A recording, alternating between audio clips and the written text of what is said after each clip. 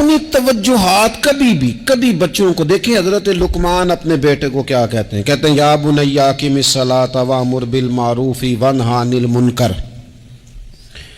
حضرت لقمان اپنے بیٹے کو سمجھاتے ہیں، کہتے ہیں اے بیٹا نماز قائم کرنا، لوگوں کو بھلائی کا حکم دینا، برائی سے منع کرنا، وَاصْبِرْ عَلَىٰ مَا أَصَابَكَ، اور جب مصیبت پہنچے تو صبر کرنا، ادھر ادھر رونا دھونا نہ کرنا. نماز پڑھنا، بھلائی کا حکم دینا، برائی سے منع کرنا، اور اگر کوئی مصیبت پہنچے تو اس پر صبر کرنا. کتنے کام ہو گئے؟ 4. ایک نماز پڑھنی ہے، ایک بھلائی کا حکم دینا ہے لوگوں کو، ایک برائی سے، اور اگر کوئی مشکل آئے تو کیا کرنا ہے؟ ان ذالک من عزم الامور. فرمایا بیٹا یہ بڑی ہمت والے کام ہیں، ہمت والے کام کرنا، ہمت والے. طاقتیں اپنی قائم رکھنا، کمزور نہ پڑنا، لوگ تمہارے آنسو نہ دیکھیں، کوئی تمہیں تڑپتا نہ دیکھے.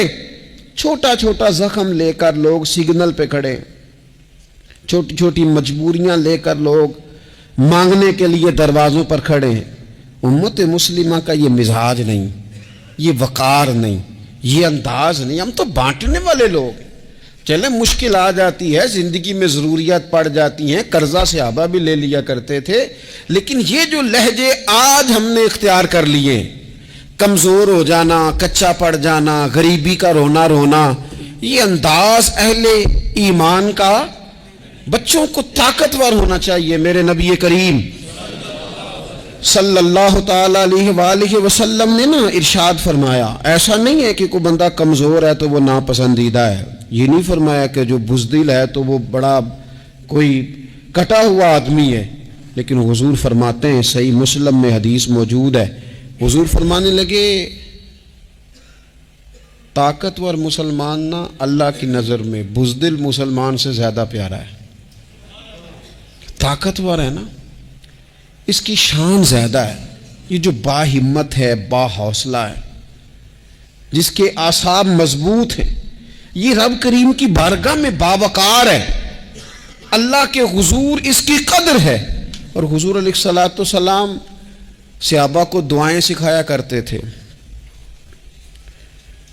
اور تعلیم امت کے لیے خود بھی حضور وہ دعا فرمایا کرتے تھے. کہتے تھے اے اللہ بزدلی سے بچا، کنجوسی سے بچا، اے اللہ اس بڑھاپے سے بچا جو انسان کو بڑا پریشان کر دے. حضور دعائیں مانگا کرتے تھے. دیکھیں بیمار انسان ہو جاتا ہے، اگر وہ سوچے نا رب کی طرف سے ہے تو پھر بیماری کا لوگ بڑا مزہ لیتے ہیں، کیونکہ جب بندہ بیمار ہوتا ہے تو نفسانی خواہشات ساری ختم ہو جاتی ہیں. اور میں اکثر دوستوں سے کہتا ہوں کہ بعض چیزیں ایسی ہیں جو وجد میں لے آتی ہیں بندے کو اگر وہ غور کرے تو. آپ یہ حدیث پاک سنیں، حضور علیہ السلام نے فرمایا بیمار کے ساتھ ضد نہ کرو کہ ضرور کھا، ضد نہ کرو، اس لیے کہ اللہ اسے کھلا بھی دیتا ہے پلا بھی دیتا ہے. اب جب کسی کو پتہ چلے کہ میں بیمار ہوں تو رب مجھے کھلا پلا رہا ہے تو مجھے بتائیے بیماری کتنی پیاری لگے گی، بیماری میں کتنا سرور آئے گا. پھر تو انسان ہمیشہ چاہے گا کہ مجھے وہ چیزیں ملیں جو مجھے اللہ تبارک و تعالیٰ کی بارگاہ کے قریب کر دیں. دوسری بات یہ ہے کہ میدان میں جب انسان اترتا ہے نا تو اسے ایک بات اپنے ذہن میں رکھنی چاہیے کہ جیت اور ہار یہ اللہ تعالیٰ کے دست قدرت میں ہے، لیکن جب وہ لڑے تو جیتنے کے لیے لڑے. ہمارے ہاں نا بہت سارے لوگ لڑنے سے پہلے ہی ہارے ہوئے ہوتے ہیں، میدان میں نکلنے سے پہلے ہی وہ کمزور باتیں کر رہے ہوتے ہیں. ابھی سفر شروع نہیں ہوتا وہ کہہ دیتے ہیں نہیں جناب آپ کی بات تو ٹھیک ہے پر کیسے ہوگا، کیوں کر ہوگا، لوگ تو آج کل چلتے ہی نہیں، بڑے مسئلے خراب ہیں. اور پھر کچھ لوگ ایسے ہیں جن کی باتیں سن کر بندے بیک گیئر لگا لیتے ہیں، اور میں نے دیکھا باتیں کرنے والے وہی رہتے ہیں اور کام کرنے والے کہاں سے کہاں چلے جاتے ہیں. یہ یقینی نہیں کہ جیتیں گے، لیکن جب میدان میں اترے نا تو پھر ہمیشہ جیتنے کے لیے اتریں. کوشش کریں کہ میں نے اس انداز میں نکلنا ہے کہ میں نے نہ جیتنا ہے. حضرت مولا علی شیر خدا کرم اللہ تعالی وجہ الکریم سے کسی بندے نے پوچھا حضور آپ ہر میدان میں کامیاب کیوں رہتے ہیں؟ فرمانے لگے جیت ہار تو رب کریم کے دست قدرت میں ہے، لیکن جب میں اترتا ہوں نا میدان میں تو میں دشمن دیکھ کے پہلے ہی فیصلہ کر لیتا ہوں کہ میں نے اس کے پیٹ میں خنجر مارنا ہے کہ گلے پہ، میں جیتنے کے لیے میدان میں اترتا ہوں.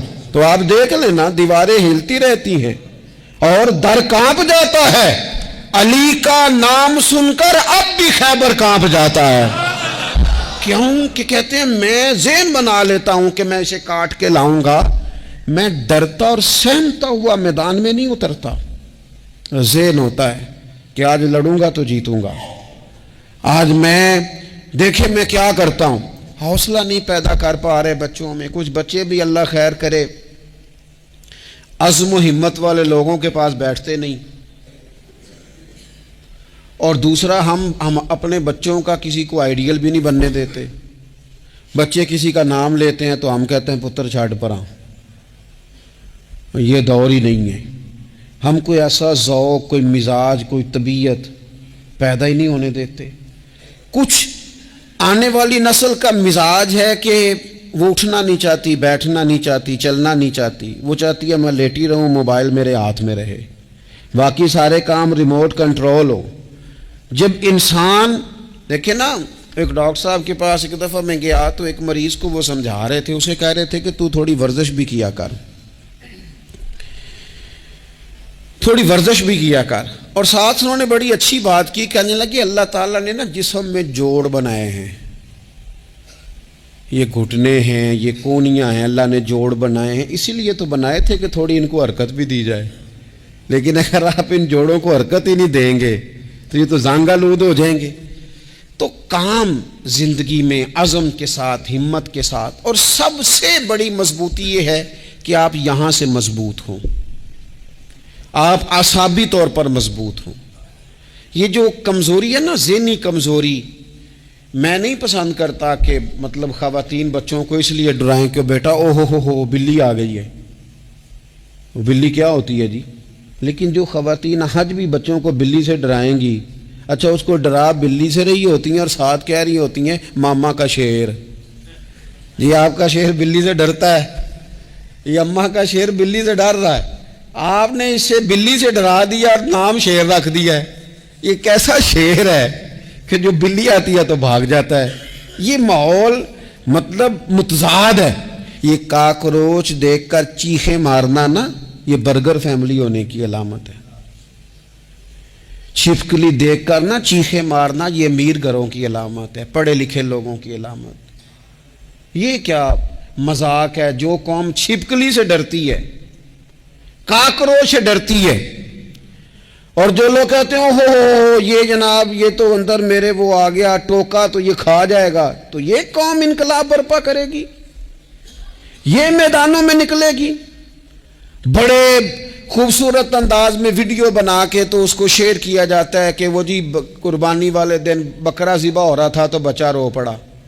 کیا بات کرتے ہیں آپ؟ یہ جہاد کرے گا بچہ کل کو جو بکرے ذبح ہونے پہ روتا ہے؟ اعصابی مضبوطی، ذہنی طور پر مضبوط کب ہوتی ہے؟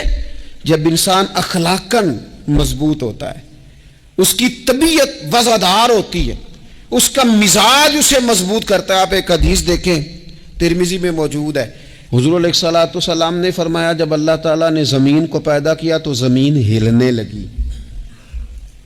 تو اللہ نے پہاڑوں کو میخیں بنا کر، قلعے بنا کر زمین میں لگا دیا تو زمین ٹھہر گئی. فرشتے فوراً عرض گزار ہوئے کہ مالک تیری سب سے طاقتور مخلوق یہ پہاڑ ہیں؟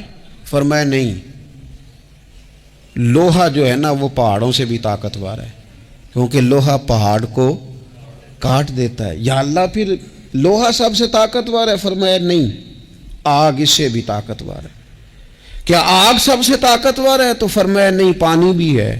کیا پانی طاقتور ہے؟ فرمایا ہوا بھی ہے، جو پانی کا رخ پھیر دیتی ہے. مسلمانوں خدا را اس سے بڑا ذوق نہیں ملے گا. میں طاقتور ہونے کا طریقہ بتا رہا ہوں. ہمارے ہاں لوگ سمجھتے ہیں کہ میں بولتا زیادہ ہوں اس لیے میں طاقتور ہوں، میرے پاس اسلحہ زیادہ اس لیے میں یہ دیکھو حضور نے بتایا طاقتور کون ہوتا ہے۔ یا رسول اللہ پتھر پہاڑ طاقتور ہے؟ تو فرمایا نہیں، ان پر تو لوہا ہے، لوہا طاقتور ہے، نہیں اس پر تو آگ ہے، آگ طاقتور ہے، نہیں اس پر تو پانی ہے، پانی طاقتور، اس پر تو ہوا ہے۔ تو حضور پھر مہربانی کریں بتائیں طاقتور کون ہے؟ تو یہ دیکھو نا، یہ یاد رکھو نا، یہ کائنات کے سب سے بڑے حکمت والے محبوب کی بات یاد رکھو نا۔ حضور فرمانے لگے سب سے زیادہ طاقتور وہ مومن ہے جو سیدھے ہاتھ سے صدقہ دیتا ہے اور دوسرے کو پتہ بھی نہیں لگنے دیتا۔ اس ہاتھ سے صدقہ دیا اور اس ہاتھ کو پتہ، جس میں یہ اخلاقی طاقت آ جائے نا کہ اللہ کے رستے میں دے کر پھر اسے چھپانا آ جائے، وہ بڑا طاقتور آدمی ہے۔ وہ میں یہ سب سے بڑا طاقتور ہے جس نے اپنے رب سے راز نیاز شروع کر لیے، اللہ کے رستے میں دیتا ہے پھر کسی کو خبر۔ یہ کون سی طاقت ہے؟ یہ روحانی طاقت ہے، یہ اخلاقی طاقت ہے، یہ کردار کی طاقت، یہ سوچوں کی طاقت ہے، یہ آپ کے مزاج کے بلند ہونے کی طاقت ہے۔ لیکن اگر مسجد میں ٹائلیں لگوا کر بھی ایک ٹائل پہ نام لکھوا لیا ہے، اگر کہیں تعاون کر کے بھی کہا میرا ذکر کرو، کوئی خدمت کر کے کہا میرا نام لو، پھر آپ کمزور ہیں، پھر آپ طاقتور نہیں ہیں، پھر آپ نے بزدلوں جیسا کام کیا، پھر آپ نے وہ رنگ اختیار کیا ہے جو شاید آپ کو ذہنی طور پر بڑی کوفت میں مبتلا کر دے۔ تو اعصابی طاقت، اعصابی قوت، آپ دیکھیں حضرت صدیق اکبر رضی اللہ تعالیٰ عنہ، حضور نے تربیت کی تھی نا۔ میں ذمہ داری سے کہتا ہوں کہ تعصب کی اینک نہ کسی نے پہنی ہو، ورنہ کائنات میں عشق کی داستان ختم ہو جاتی ہے جناب صدیق اکبر پر۔ جو پیار انہوں نے مدینے والے محبوب سے کیا ہے کوئی کر ہی نہیں سکتا۔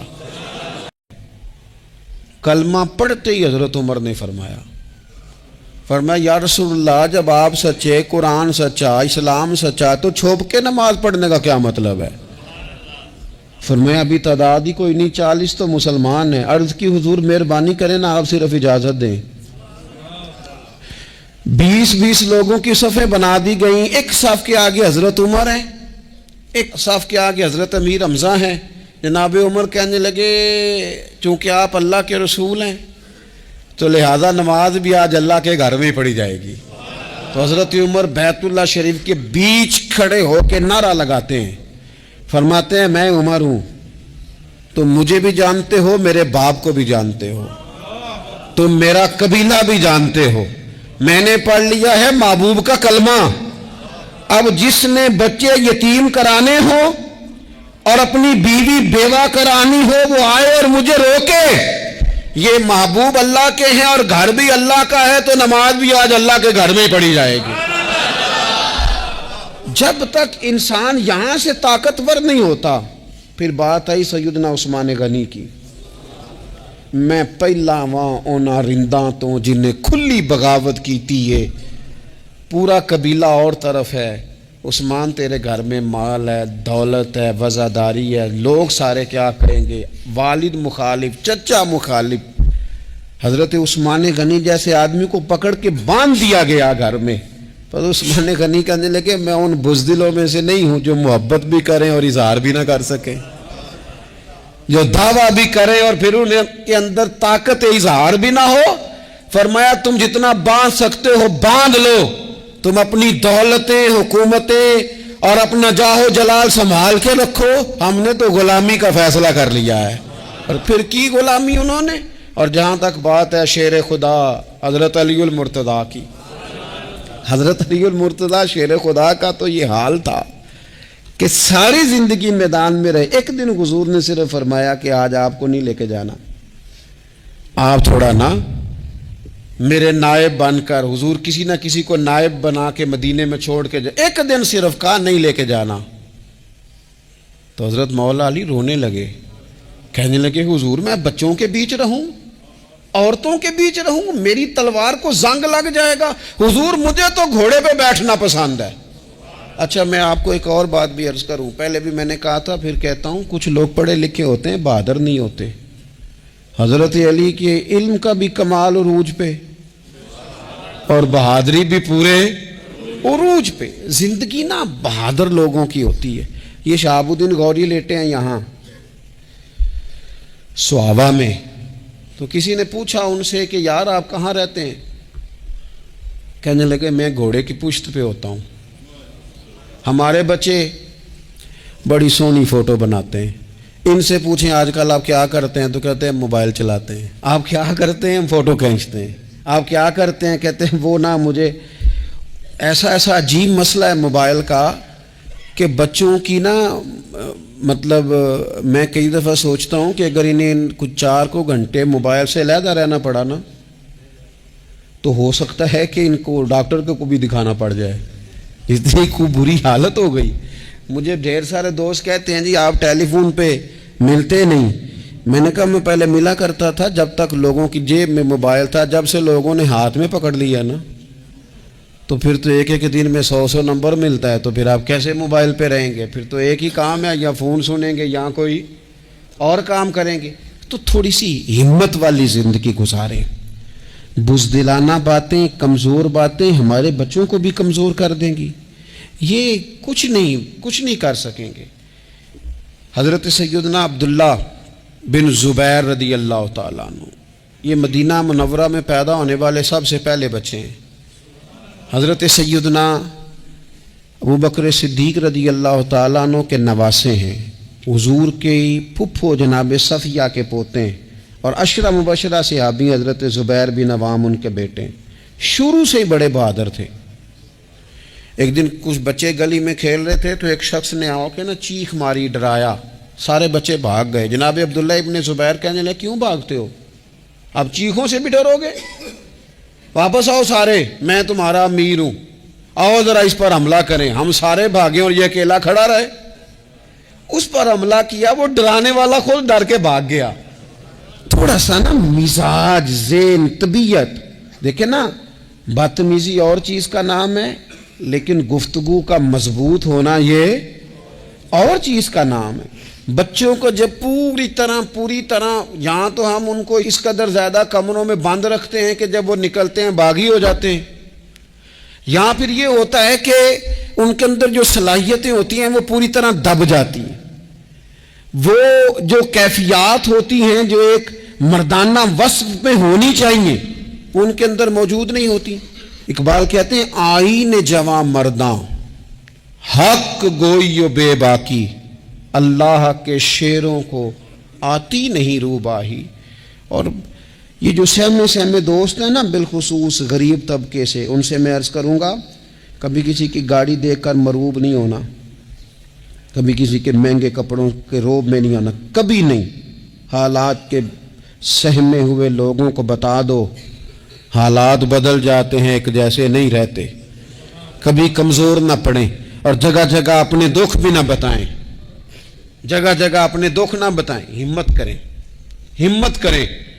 اور ایک شاعر نے کہا تھا کہ با ہمت لوگ کبھی ہارا نہیں کرتے، یا وہ جیت جاتے ہیں یا کچھ سیکھ جاتے ہیں۔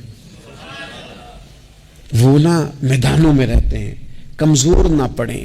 یہ جو اتنا لمبی لسٹ بن گئی ہے نا، اتنی لمبی لسٹ مانگنے والوں کی، اتنا لمبی فہرست ہو گئی ہے ہر سگنل پہ، ہر چوک میں، ہر رش والی جگہ پہ، یہ بتاتی ہے کہ لوگ اس کو آر ہی نہیں سمجھتے، کمزوری نہیں سمجھتے، طاقت والا مزاج۔ حضرت عمر بہادر تھے تو بہادر لوگوں کو پسند بھی بڑا کرتے تھے۔ حضرت عبداللہ ابن زبیر چھوٹے تھے، بچوں کے ساتھ کھیل رہے تھے، اور یہ وہی حضرت عبداللہ ابن زبیر ہیں جو بعد میں امام حسین کے قاتلوں کے سامنے ڈٹ کے کھڑے ہو گئے، اور انہوں نے اعلانیہ ان لوگوں کا بائیکاٹ بھی کیا اور ان لوگوں کے ساتھ سفارا بھی ہوئے، حضرت عبداللہ ابن زبیر۔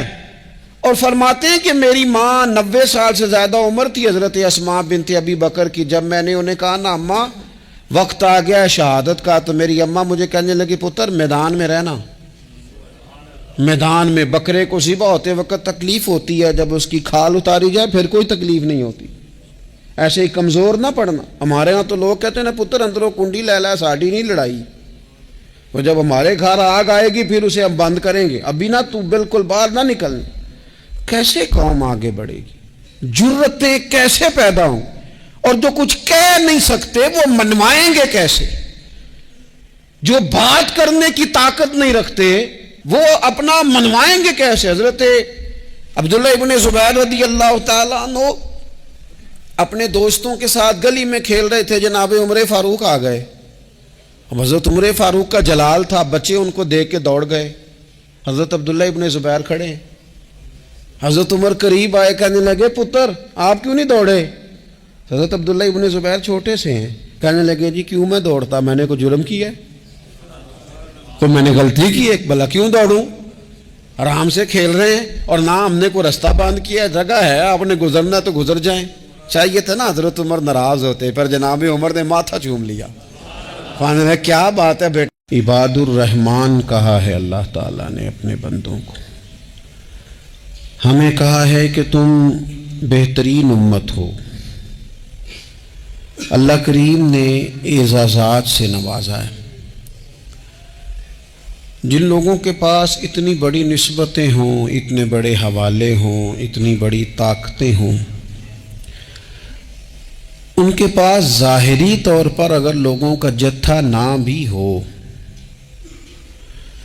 اور ظاہری طور پر اگر مال و اسباب وقتی طور پر نہ بھی ہوں، اقتدار، عہدہ اور بڑے لمبے چوڑے نعرے ان کے پیچھے نہ بھی لگ رہے ہوں، تو یہ بہت بڑا تعارف نہیں کہ اللہ کے بندے ہیں اور رسول کریم کے غلام ہیں؟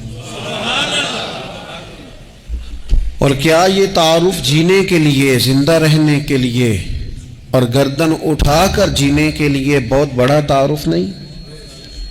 باوجود اتنے بڑے تعارف کے اگر کوئی بندہ کمزور باتیں کرے، کچی پکی گفتگو کرے اور وہ اپنے آپ کو بار بار مظلوم ثابت کرنے کی کوشش کرے، وہ بار بار اپنے زخم دکھائے تاکہ وہ قابل رحم قرار پائے، تو یہ باتیں ایک مومن کو، ایک مسلمان کو، اللہ کے ایک بندے کو ذرا زیبا نہیں دیتی، ذرا اچھا نہیں لگتا۔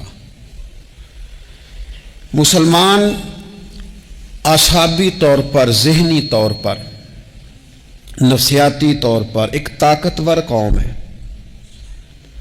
مسلمان وہ قوم ہے جو مرعوب نہیں ہوتی، یہ روب دکھاتی ہے، روب۔ ہم وہ لوگ ہیں کہ جن کے اکابرین سوئے بھی ہوتے تھے نا، سوئے ہوتے تھے حضرت عمر،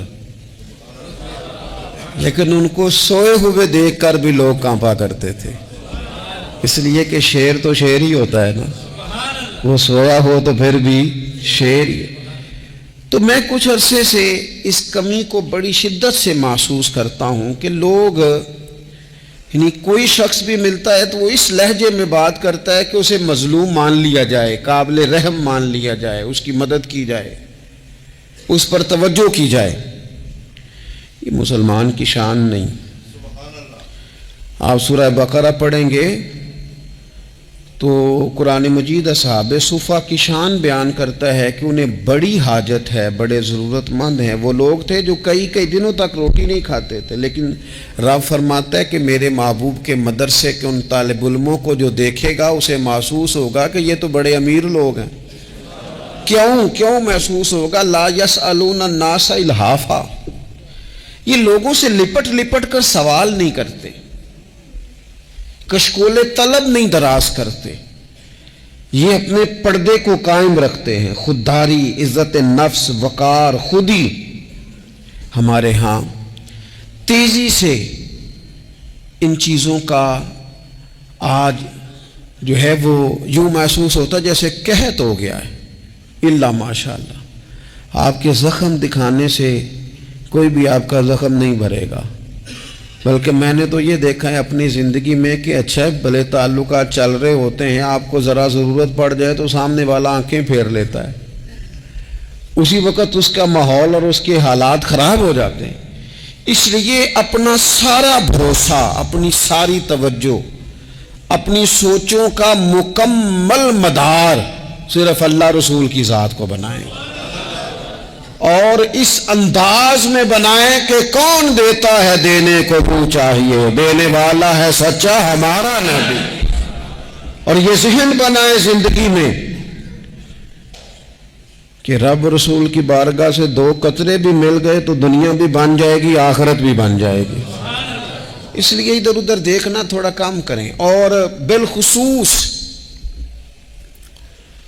آج اپیل کروں گا استاد اپنے شاگردوں کو، پیر اپنے مریدوں کو، باپ اپنی اولاد کو بڑی بڑی باتوں کا سبق پڑھائے، بڑی بڑی باتوں کا۔ اقبال نے شکوہ کیا ہے، اقبال کہنے لگے شکایت ہے مجھے یا رب خدا بندان مکتب سے، یہ جو انہیں کہتے ہیں کہ جناب پڑھ جاؤ گے تو روٹی اچھی ملے گی، یہ انہیں کہتے ہیں پڑھ جاؤ گے تو کار میں بیٹھو گے، پڑھ جاؤ گے تو کوٹھی بنا لو گے، یہ کیا سبق پڑھا رہے ہیں بھلا؟ ان کو تو تم بڑے بڑے باتیں بتاؤ، انہیں کہو پڑھو گے تو دنیا میں حضور کے دین کا انقلاب برپا کرو گے، تم ان کہو کہ تم پڑھو گے تو تم ایک پورا ملک چلاؤ گے، تم انقلاب برپا کرو گے، اٹھ باندھ کمر کیوں ڈرتا ہے، پھر دیکھو خدا کیا کرتا ہے۔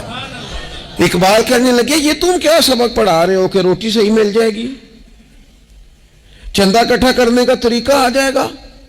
کہنے لگے شکایت ہے مجھے یا رب خدا بندان مکتب سے، سبق شاہی ہے اور بچوں کو دے رہے ہیں خاک بازی کا، اڑنے والی تعلیم تھی اور یہ انہیں رینگنے کا سبق پڑھا رہے ہیں۔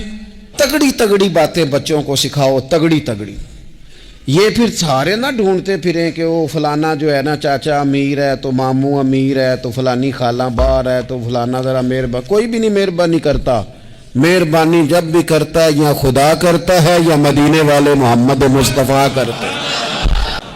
اور ہر وقت کی جدائی، ہر وقت کی، یعنی بیٹھے بیٹھے نا حضور کے وصال کے بعد بیٹھے بیٹھے حضرت صدیق اکبر اٹھ کے نا تو ایک رستے پہ چلنا شروع ہو گئے۔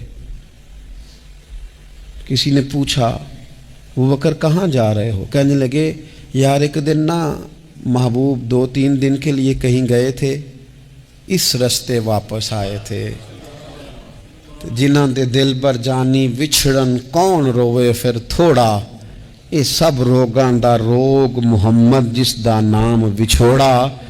پریشان ہوں تو دل کر رہا ہے پتہ نہیں یہاں سے آ نہ جائیں۔ اتنا زیادہ محبوب کی غلامی اور نبی پاک کی محبت کا ذوق، لیکن اعصابی طور پر مضبوط کتنے تھے؟ حضور کے وصال کے بعد جس بندے نے اپنے پروں کے نیچے پوری امت کو سنبھال لیا ہے نا، اس کا نام بھی ابو بکر صدیق ہی ہے۔ ایسے ایسے سنبھال لیا، سب سنبھال، دکھ سب سے زیادہ لیکن سنبھالا۔ کوئی زکوٰۃ کا منکر پیدا ہو رہا ہے، کوئی ختم نبوت پہ حملہ کر رہا ہے، کوئی کچھ ہو رہا ہے، کوئی کچھ ہو رہا ہے، ابو بکر صدیق نے فرمایا سارے لشکر روانہ کرو، جہاں جہاں حضور نے فرمایا تھا جہاد کرو، فرمایا جو ایک رسی بھی زکوٰۃ کی نہیں دے گا وصول کریں گے۔